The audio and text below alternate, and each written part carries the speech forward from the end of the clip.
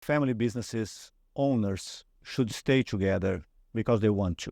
And if they do that, they will stay together probably longer if they make it a choice. And why do we think it should be a choice? First is because they should have reasons to stay together. And we highly recommend that they frequently discuss and agree, that they frequently ask themselves the question, why do we want to continue to own this business together? I worked with a client that they had very high conflict to a point where the owners could not almost stand being on the same room together.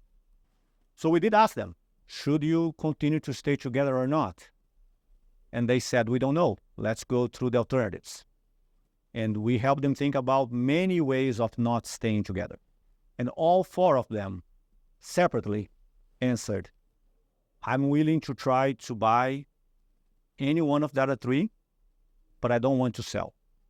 And I don't want to sell because this is a legacy from our great parents, because I enjoy and I'm proud of owning the business, and because I want to give my children the choice to own this business. Their best choice, far away from being ideal, was to continue to own it together. And the solution in that sense was, let's then try to meet each other less.